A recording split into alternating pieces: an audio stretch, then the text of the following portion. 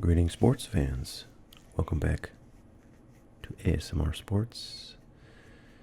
Today we're doing a softly spoken presentation because honestly I'm kind of getting used to doing softly spoken stuff for my other channel, and sometimes it's just hard to muster up the will to do whispered content, but we'll see what the future holds. Alright, well, now, a couple days ago, some crazy shit went down in the NBA. I subscribed to The Athletic, which is a subscription sports news service, and I was reading their daily email, or actually, yeah, the email came in, and like it just had like the headline of the top story, and it was like, the biggest trade in NBA history, something, something, something, right? And I was like, oh, what are they talking about? They're talking about like, they're talking about like a hypothetical trade or something, or like, what did Luka Doncic get traded or something? Well, ladies and gentlemen, Luka Doncic did get traded. I have been since that time. So okay, if you don't know, I'm a pretty big Luka Doncic fan, and consequently, I was a Mavericks fan as well, hoping that Luka could secure a championship ring that seems to be very important to like the legacy of all the great NBA players, past and present. Of course, the Mavericks got very close last year, reaching the finals, and unfortunately getting kind of blown away by a very powerful Celtics team that was very rich in talent and depth, and pretty much had dominated the entire year. But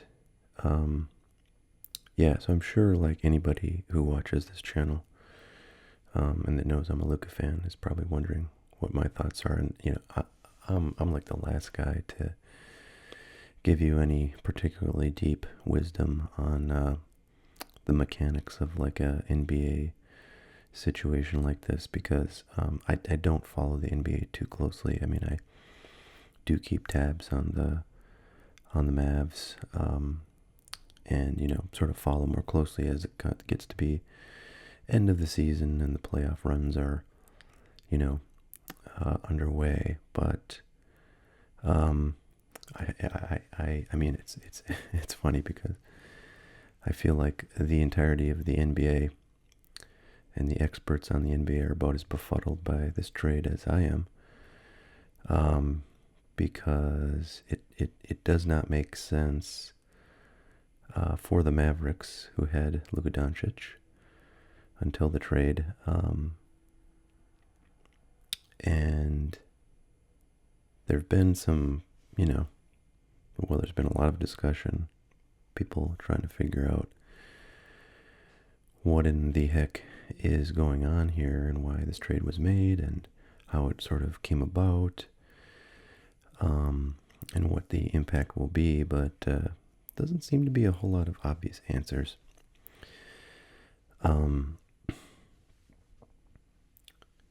So the trade, as you can see here, was Luka Doncic and then a couple of guys from the Mavs heading to the Lakers. Maxi Kleber is kind of I feel like he's kind of a, second string, sort of perimeter shooter, who's, I think he's like fairly tall, so I don't know if he must be a forward, but Markieff Morris is somebody, I don't know how much he's utilized on the Mavs these days, but he's a big guy, and maybe he is like sort of additional kind of backup, at the center position or the power forward position, as Anthony Davis is no longer with the Lakers. The Mavericks got Anthony Davis, perennial all-star and guaranteed first ballot Hall of Famer, who was the leading scorer on the Lakers, and certainly when he's healthy is a very, prominent force on the basketball court. And he's seen the playoffs and excelled in that environment. Has had quite a few injury challenges over the years, as the big men are inclined to have. Max Christie as well is going to the Mavericks, and then surprisingly to like just about everybody, the only prospects or the only sort of draft picked haul to the Mavericks from the Lakers was a 2029 first round pick. Basically, everybody seems to think that the Mavericks should have gotten like a pretty hefty haul of draft picks in exchange for Luka Doncic, who's, kind of a generational talent. And then there's the Jazz, who got 2 second-round picks from the Mavericks. I'm sorry, from the Lakers, as well as Jalen Shafino. I don't know anything about that guy, so I don't know. Sort of how important that team was, if they were just kind of coming along for the ride, and they had their eye on this Laker Shafino, or if somehow that was critical to one or both of the teams doing the primary trade pieces. But that was the deal. I did want to look, because the Mavericks have been kind of up and down this year. For those that don't know, Luka Doncic has been injured for like 2 or 3 weeks, and I think he's close to coming back. But the Mavericks has been getting slaughtered since he's been out. And I wasn't sure where they kind of were resting in the standings right now. But yeah, you see their last 10, they're 4-6. But they're still in the playoff hunt.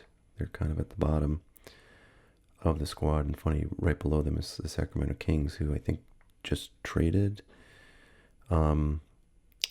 their top player, De'Aaron Fox, to I think the Spurs for Zach LaVine and some others. So who knows if that's going to be an upgrade or downgrade for them. But De'Aaron Fox is a pretty dynamic young player who's only been sort of getting better and better every year. But anyway, so that's where the Mavericks sit, again, after a pretty tough couple of weeks there without Luka on the team. And the Lakers doing significantly better. They're in the top 6, which is where you'd like to be in the playoff kind of stretch. They're actually 8-2 in their last 10, but they have a almost 600 winning percentage. Boy, if this were baseball, that would be super impressive, but quite a few teams have that in the Western Conference. So the Lakers certainly, were primed to land a playoff spot. I think, better than even odds, they might make it past the first round, but not a lot of people picked them to do very well beyond that. Or to make a serious run at the title, given, the current kind of lineup of that team before this trade. So, I don't think either of these teams can explain kind of rebuilding as a great reason or justification for this trade. I did also learn today after watching some commentary on this trade that so I remember like a change happening with Mark Cuban's ownership, but I don't think I realized at the time who it was going to. So basically Mark Cuban, who was long time, I think, majority owner of the Mavericks, sold a bunch of his interest and now is a minority holder, and he sold that interest to Miriam Adelson and her family, and then also this Patrick Dumont guy. But Miriam Adelson is kind of notorious. She's like sort of got casino money from her family. she's like very connected to the Trumps, probably because of the casino connection, and doesn't have any actual exposure to the game of basketball. Um, so some people theorize that this was a trade that was kind of ordered from the top, and perhaps motivated by the fact that Luka Doncic, I think after next year or maybe the year after that, was going to qualify for a supermax contract that would pay him something like $325 million. And that would be, obviously a very big deal for the payroll. And actually, 345 is what this guy has it as. 345 for 5 years. Once he qualified, if he stayed on the Mavs, but that's now gone. I've heard that. So basically, he won't be eligible for that supermax contract with the Lakers, and they would end up paying him something like $100 million less than he would have gotten under the supermax to extend him. And if you have an owner in that wants to basically spend as little as possible, you probably aren't very excited about paying $345 for a 5-year extension.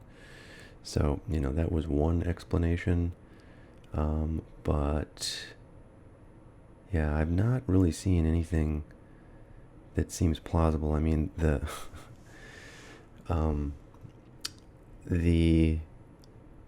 the sort of explanation, like from the team, from like the I think president they call him. It's like really the GM of the Mavericks. Nico Mannion, I think, is the guy. Is basically some stupid thing like they're valuing defense. And obviously, Luka was fairly good at defense for his, guard position, but as a team, you get stronger defensively with Anthony Davis for sure, but, you also lose a gigantic piece, and maybe, the idea is that they're going to just rely on Kyrie Irving, who is a extremely talented, guard, but has been basically sort of sharing the position with Luka since Kyrie was acquired a couple years ago, and they just rely on Kyrie for a lot of their scoring now. That would have come from Luka. I don't know, but the other weird thing is, like, so you get Anthony Davis in, but who's a big man, forward center type guy, and that wasn't really a very big hole for the Mavericks before this trade. They had Daniel Gafford, who they acquired I think about a year and a half ago or something like that, and then Derek Lively Jr., who I was a big fan of. I really liked him. He's just a young kid, 2023 draft pick, and he's been doing a great job, just super energetic, and kind of rises up for the big moments. And so you could see him having a big future in the center spot for the Mavs, but obviously an upgrade to have Anthony Davis locking down your your court under the hoop. And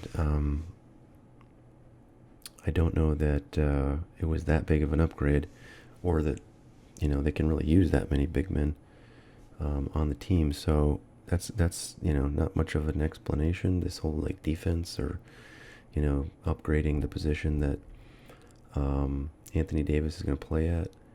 So that doesn't make a whole lot of sense. Or the other explanations I've seen floated out there as to why they just, I guess there's like this sort of kind of, I don't know, not very plausible explanation that the Mavs were so pissed off that Luka, historically shows up to the preseason, pretty out of shape, and he kind of, gets in shape as the year goes on, and they were not happy with that. I think there was like an anonymous quote from somebody in the front office of the Mavs saying that basically they were displeased with how he was taking care of himself, and he's been injured for he's been recovering from an injury for longer than was expected, so you could see some frustration coming from that. But yeah, I mean, just the idea that you would trade a player of Luka's talent and pedigree at this point in the season, a year after basically he like willed them to the NBA championships. And what's especially just crazy is that Nico Mannion in the Mavs front office has spent like the last 5 years building around Luka. I mean, Kyrie was brought in to like basically have the second string be as potent as possible when Luka's off the court.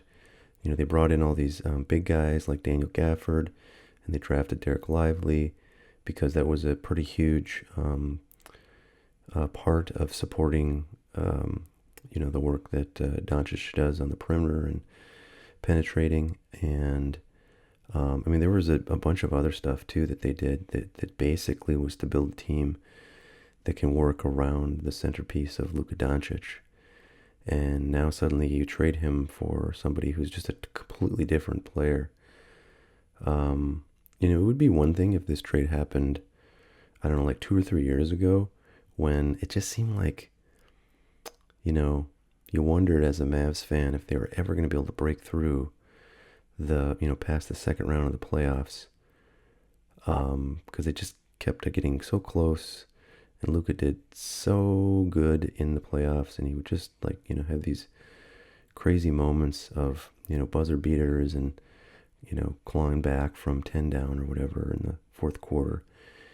And you just started to think, wow, gee whiz, maybe there's just like nothing that this team could reasonably add to get all the way to the championships. But last year they proved that they could get to the championships, building around Luka. And now they're just kind of flushing it down the drain.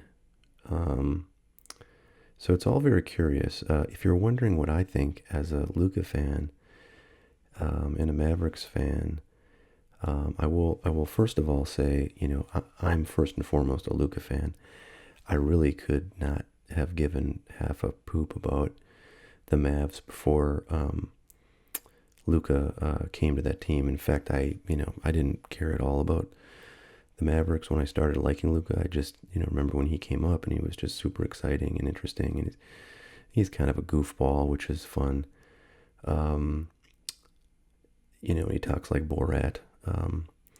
So there's a lot of love about Luka Doncic, and I just thought he was super exciting, and I started collecting his stuff, and of course, shortly thereafter, I, had to be a Mavs fan because I wanted him to succeed. I wanted him to have championships. I wanted him to do well, and all those things meant the Mavs winning. So I definitely rooted for the Mavs that whole time. But, I didn't really give any attention at all to the Dirk Nowitzki era of the Mavs or anything between then and Luka. So, for me, it's like a no-brainer. I'm just going to root for whatever team, he plays for. I'm going to root for him to succeed, and that's going to mean whatever team he's playing on is the one I want to succeed. Not, kind of weird to be a Lakers fan, especially I kind of came up as a Knicks fan, which, I don't know, Knicks are kind of irrelevant, honestly, to playoff basketball in the last 30 years. But I also lived in Boston. Of course, they have had a long time rival with the Lakers. But wouldn't it be interesting? I mean, certainly the Celtics are. I know they're not as good this year as they were last year, but I mean that's a high bar. They're still 700. Wouldn't that be funny if the Celtics played the Lakers? Gosh, that would be such a fun series with the Lakers, having Luka. But to get back to my sort of ramble about what I personally think about this, it's weird to think about rooting for the Lakers. I don't really have anything against them. I'm definitely not one of these people that hates LeBron. I mean, I did sort of hate LeBron when, he was just winning championship after championship and he was like the golden, god of the NBA. But, he's clearly like an old guy who's working his ass off right now to stay relevant in the game. And I kind of appreciate that the exact same way I used to hate Roger Federer because, he just dominated tennis for a good like 6, 7, 8 years. Like he was just automatically going to win everything he played in. But at some point, he just got old. And which is funny because it's like, late 30s or like mid 30s really. Then he was kind of the underdog. And he's easy to enjoy because he's got such a beautiful game. And, by the end of his career, I mean, I was a huge Federer fan. So anyways, I'm an old guy, so I like old people. I also like, kind of used to like it in the sort of like 90s and 2000s when the Yankees would always pick up guys like Strawberry and Canseco and stuff, like these dudes that just are on their last, breath of a career and, giving them a shot with the sort of most media focused team in the country. I always thought that was fun. So I don't have anything against LeBron. I kind of appreciate him at this point in his career. And it's definitely not lost on me that he is probably the hardest working player in terms of like fitness and just sort of, preparation in the whole league. And Luka might be one of the worst. So it'd be interesting to see how that plays out because I can imagine LeBron sort of, really wanting to have Luka kind of follow in his footsteps and sort of demanding that of him because I think LeBron is kind of like he's the captain of that team and, kind of probably drives their culture a lot, perhaps even more so with the players, than the coach. So that's an interesting sort of, I think, situation there with those two. But and as a Luka fan, the other thing I think about is like, well, what does this do for Luka? I mean, other than kind of being like a giant backstab, which whatever. He's a big boy. He can take care of him, so I don't need to worry about that for him. But my question is, and frankly, as a Luka collector, I'm holding some pretty heavy bags on this guy, and I'm like way down on stuff I bought like in 2020. I just went on like a spree and bought a bunch of his like Prism Parallels and stuff. All of that down huge right now. So when I saw this trade, I was like, oh wow, what's the impact going to be? On Luka's sort of popularity, and then on, consequently the market for his sports cards. And I think pretty clearly the answer is that it's going to be good for both of those things. The Mavs are frankly a pretty small market. I mean, compared to the Knicks or the Lakers. I mean, the Lakers, they must be the largest market in the country. I mean, I'll actually, one thing that leaves a bad taste in my mouth is the Lakers in the same city as the Dodgers, who I think should be banned from baseball right now. But anyways, that's neither here nor there. We'll talk about that some other time. So I think there's going to be a lot more sort of attention, a much larger fan base, and a lot more notoriety for Luka Doncic.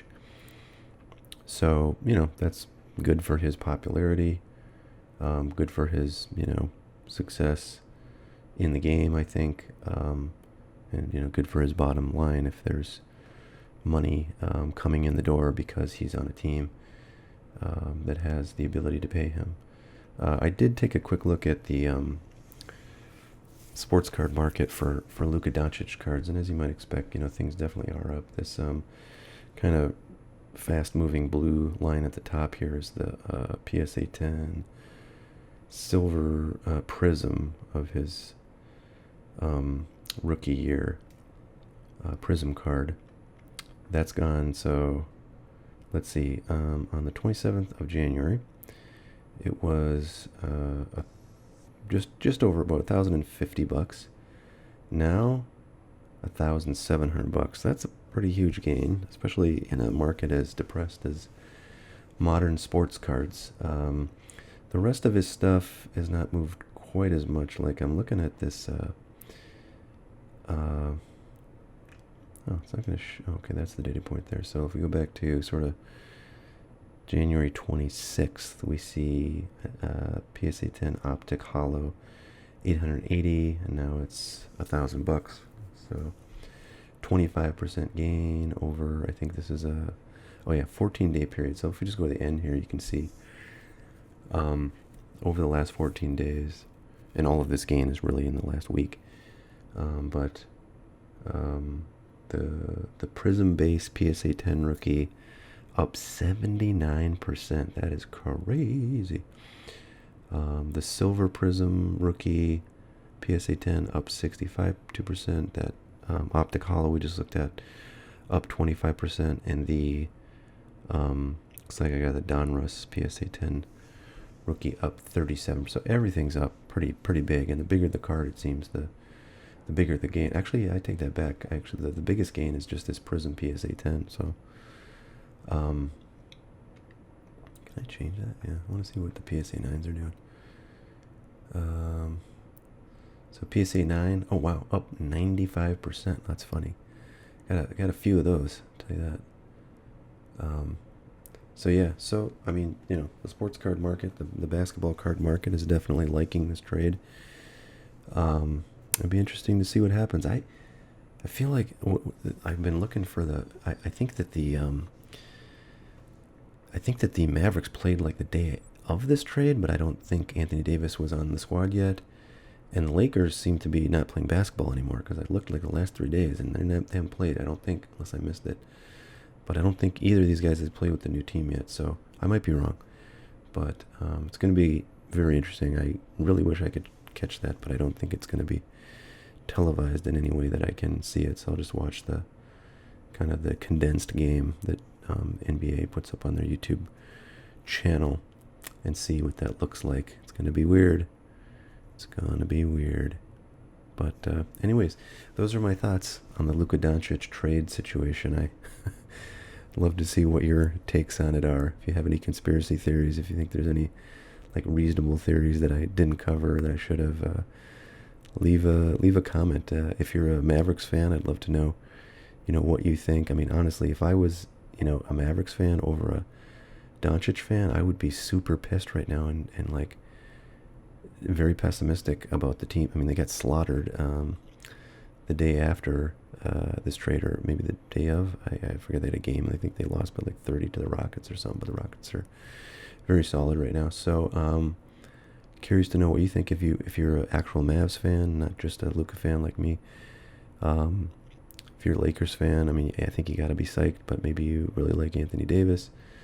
And also, like, one thing I don't like, because I haven't watched any Lakers basketball this year. So, I mean, I took a quick peek at their roster to kind of try to get a handle on how, like, losing Anthony Davis and gaining Luka Doncic is going to, come off. But I don't really have a sense. So if anybody does, whether you're a Lakers fan or not, I guess, but if you follow them closely, I'd be particularly grateful for your insight. Kind of what you see happening for these Lakers now that they have Luka, and he is gonna. Oh, right, of course. What I was talking about, being able to see them in their jerseys, but Luka's still, I think, like maybe a few days or a week out from rehabbing his injury, so we won't see him right away.